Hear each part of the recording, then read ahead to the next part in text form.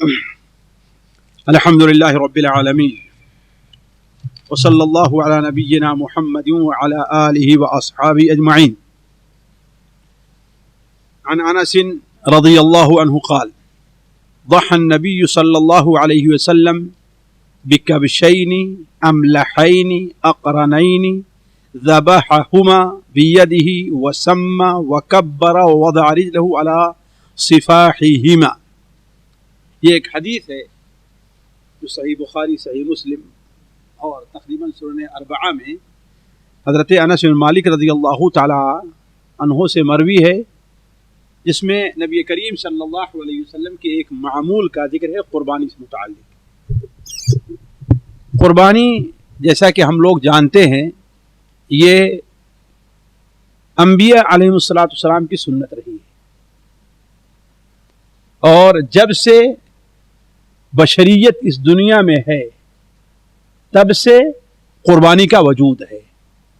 قربانی اللہ تبارک و تعالیٰ کی عبادت ہے اور اللہ تبارک و تعالیٰ کا تقرب حاصل کرنے کا بہترین ذریعہ ہے. اسی لیے جس طریقے سے نماز کسی کے لیے نہیں پڑھی جا سکتی، روزہ اللہ کے علاوہ کسی اور کی رضا کے لیے نہیں رکھا جا سکتا، اسی طریقے سے قربانی بھی کسی اور کے نام پر نہیں دی جا سکتی. لہذا اس مسئلے کو جاننا چاہیے کہ جو مزاروں پر یا ایسی جگہوں پر بکرے ہیں، مرغے ہیں، انڈے ہیں، یہ سب چڑھائے جاتے ہیں، یہ سب شرک ہے، بلکہ شرک اکبر ہے. شرک ہے بلکہ شرک اکبر ہے. کیوں؟ اس لیے کہ یہ قربانی ہے وہ کس کے لیے؟ خاص اللہ تعالیٰ کے لیے.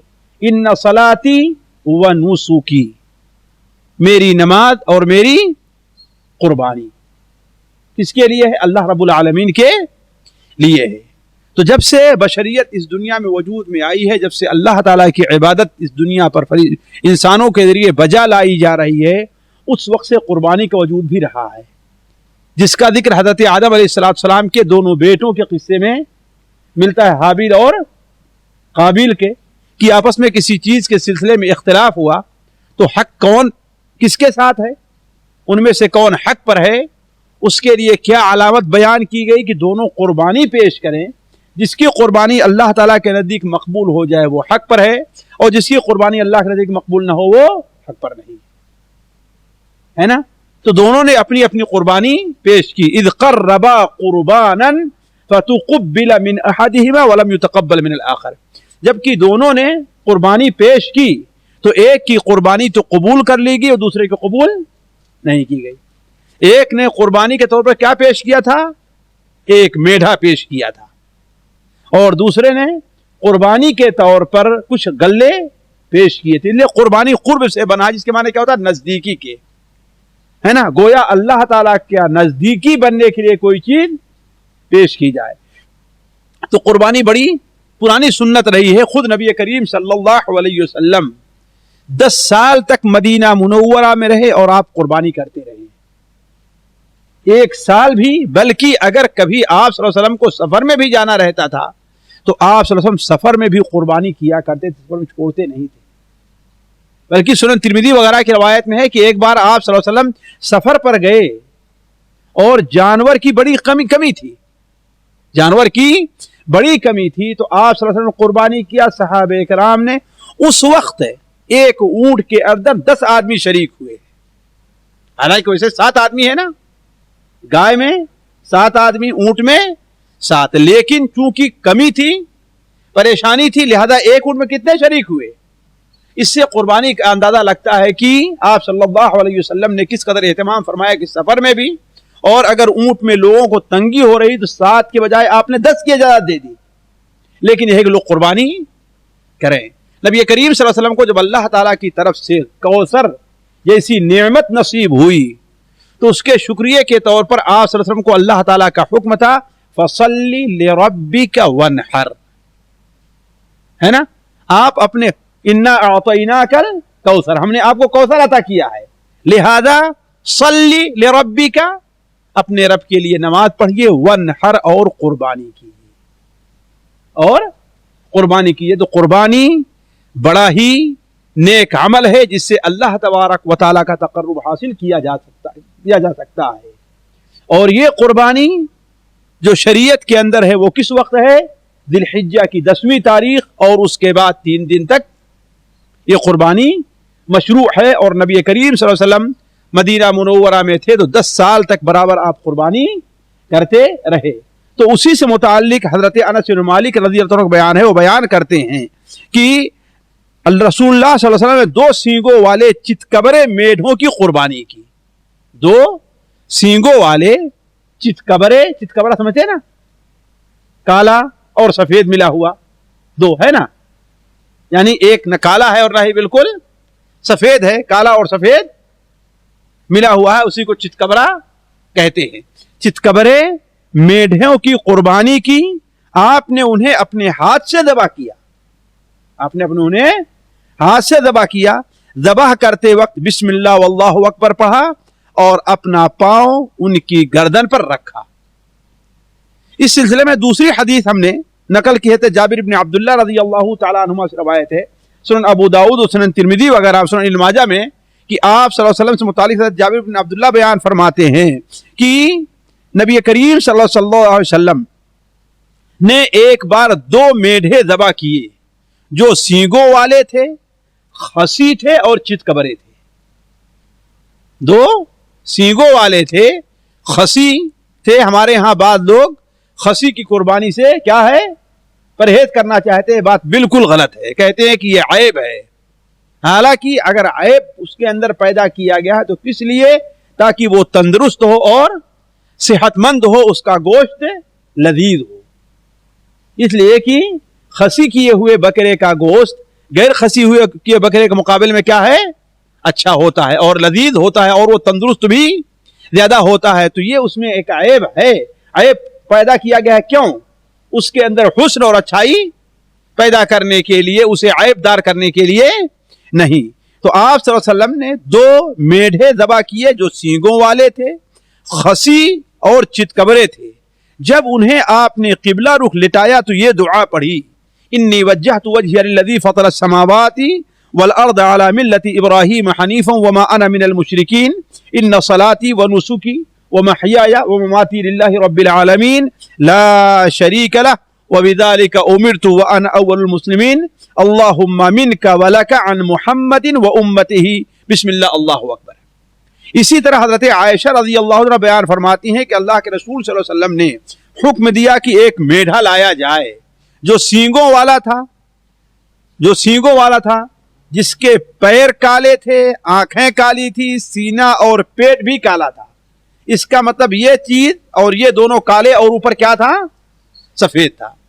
جس کے پیر دونوں کالے تھے, سینہ اور یہ نیچے کا حصہ یہ بھی کالا تھا اور اس کا سر بھی کالا تھا.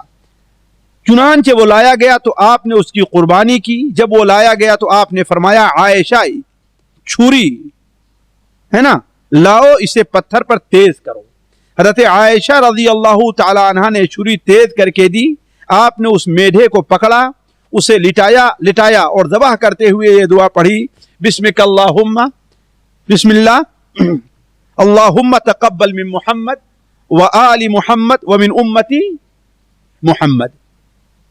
یہ 3 حدیثیں ہم نے آپ کے سامنے بنیادی طور پر ایک حدیث لیکن اسی کے معنی سے ملتی جلتی 2 حدیثیں اور نقل کی ہیں, جس سے قربانی سے متعلق ہمیں چند ہدایات ملتی ہیں, اسے ہر شخص کو جانے رکھنا چاہیے. پہلی ہدایت یہ ملتی ہے کہ قرآن اصل میں زندوں کی طرف سے مشروع ہے. اصل کس کی طرف سے ہے؟ زندوں کی طرف سے ہے. نبی کریم صلی اللہ علیہ وسلم اور صحابہ کرام کا عمل یہی رہا ہے کہ اپنی طرف سے قربانی کرتے رہے ہیں. لہذا ہمارے ہاں بعض لوگوں کا یہ کرنا کہ ہاں بھائی اپنی طرف سے قربانی نہیں کریں گے لیکن کسی باپ کا, بیوی ہے اس کے شوہر کا یا کسی کا انتقال ہو گیا تو اس کی طرف سے قربانی کرتے ہیں, یہ جائز نہیں ہے. قربانی زندوں کی طرف سے مشروع ہے. البتہ یہ ہو سکتا ہے جو سنت ہمارے ہاں نہیں پائی جا رہی ہے, یہ ہو سکتا ہے کہ آدمی ایک بکرا اپنے نام سے ذبح کرے اور کہے کہ اے اللہ تبارک و تعالی اسے میری طرف سے اور میرے والدین کی طرف سے قبول فرما,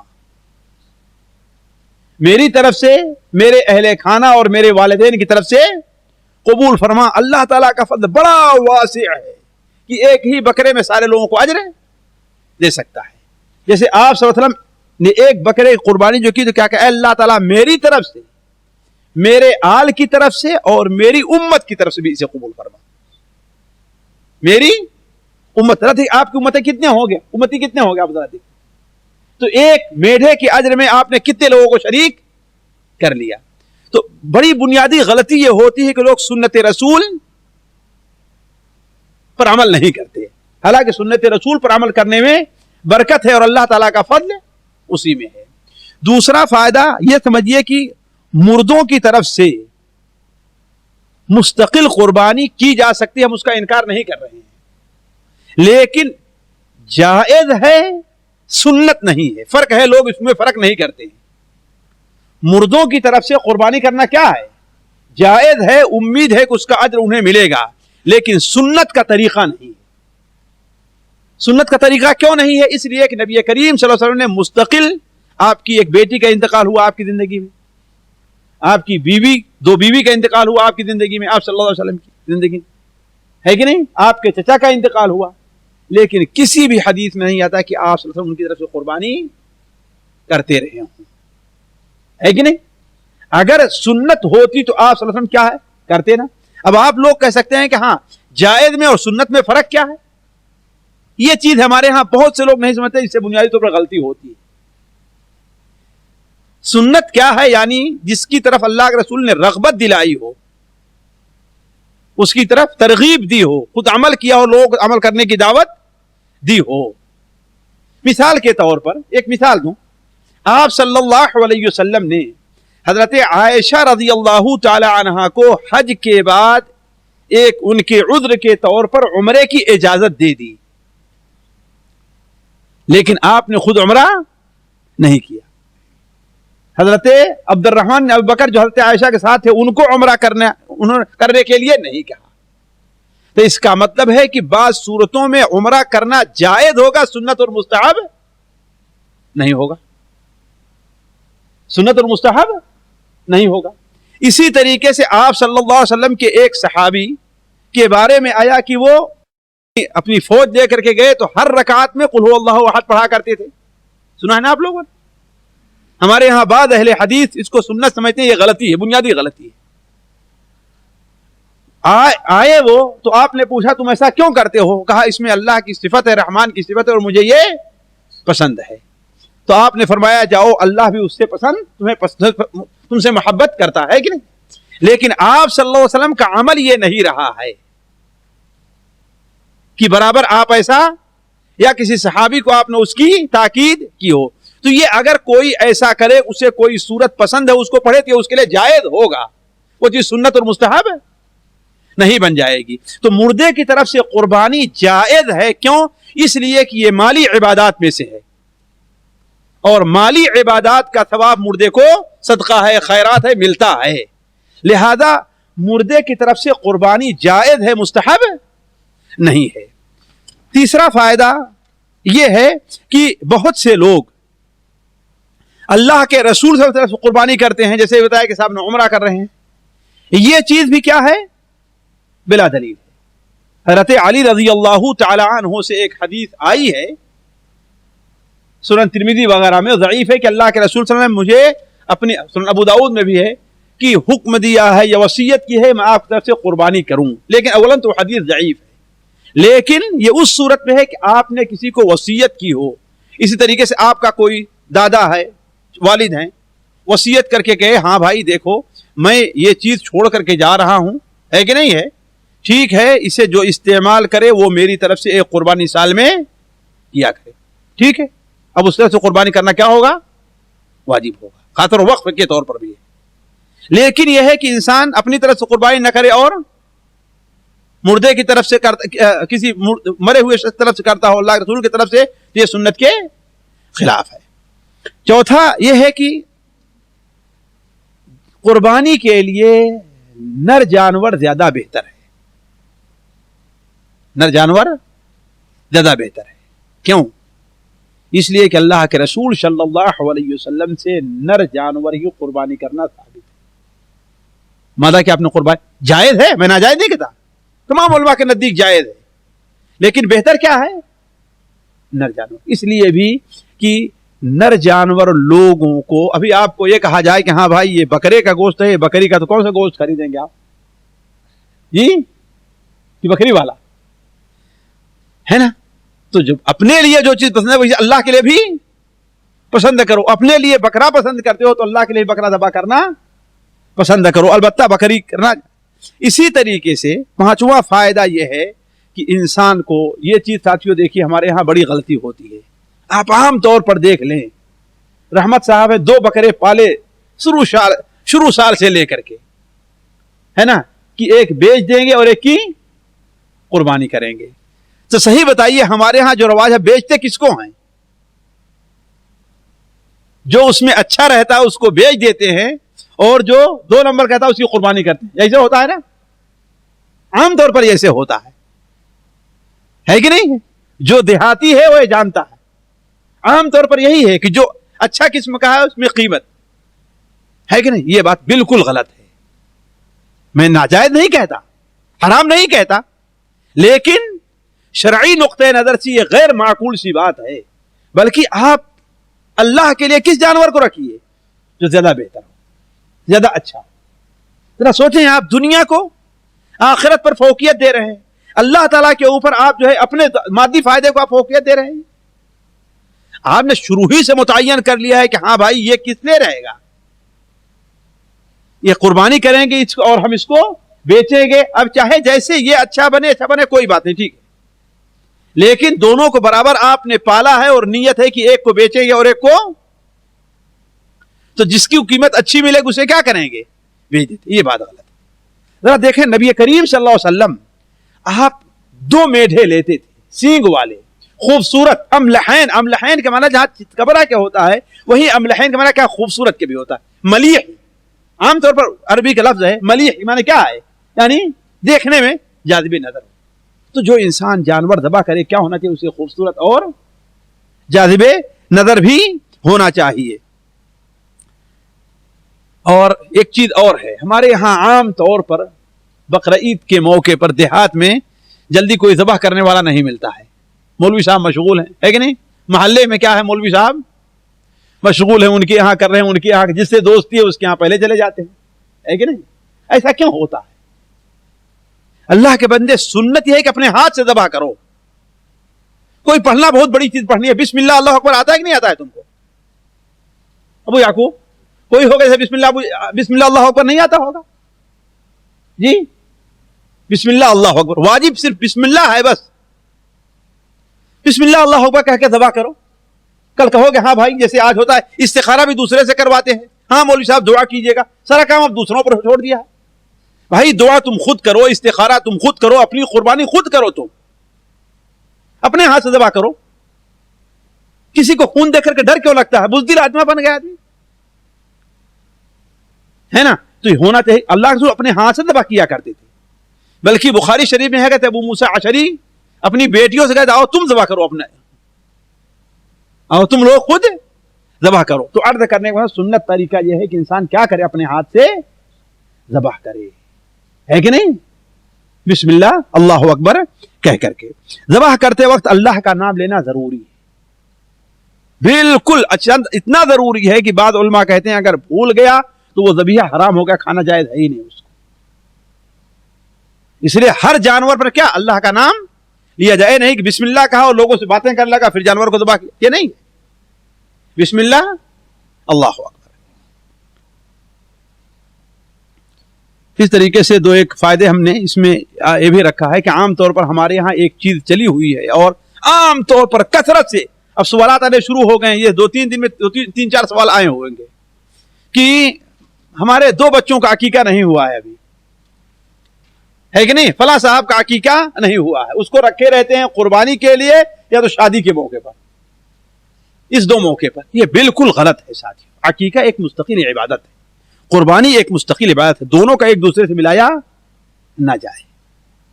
اور بعض لوگ تصور کرتے ہیں جس کا عقیقہ نہیں اس کی قربانی ہی نہیں ہوتی ہے, جس کا عقیقہ نہیں اس کی قربانی نہیں ہوتی. عقیقہ الگ چیز ہے, عقیقہ والد کی ذمہ داری تھی, انہوں نے نہیں کیا, آپ پر عقیقہ کرنے کی ذمہ داری نہیں. اپنی طرف سے کر لیجیے الگ بات ہے, لیکن آپ پر ذمہ داری نہیں. آپ پر آپ کے زیر تربیت جو بچے ہیں ان کی ذمہ داری ہے نا, جن بچوں کی پیدائش ہو رہی ہے. تو عقیقے کا قربانی سے کوئی تعلق نہیں ہے. قربانی مستقل عبادت ہے. اور یہ کوئی نہ سمجھے کہ ہاں بھائی ایک گائے لے رہے ہیں, ایک قربانی کر لیں گے اور 3 بیٹے ہیں ان کا عقیقہ ہو جائے گا. تو اصل تو یہ ہے ساتھیوں کہ عقیقہ میں شرکت ہے ہی نہیں. عقیقہ میں چاہے اونٹ ذبح کیجئے, ایک بچے کی طرف سے 2 اونٹ ذبح کرنا ہوگا, چاہے گائے ذبح کیجئے 2 گائے ذبح کرنی ہوگی. قربانی کے طریقے سے یہ نہیں ہے کہ اس میں حصہ لے لیا جائے. یہ چند مسائل تھے قربانی سے متعلق جو وقت مناسبت سے آپ کے سامنے رکھے گئے. اللہ تعالیٰ سے دعا ہے کہ اللہ تبارک و تعالیٰ ہمیں اور آپ کو اور ہر شخص کو دین کی سمجھ کی توفیق عطا فرمائے. اللہ تبارک و تعالیٰ ہم میں سے ہر شخص کو, ہر مسلمان کو دین کے متعلق عمل کرنے کی توفیق دے. سبحانک اللہم و بحمدک, اشہد ان لا الہ الا انت, استغفرک و اتوب الیک.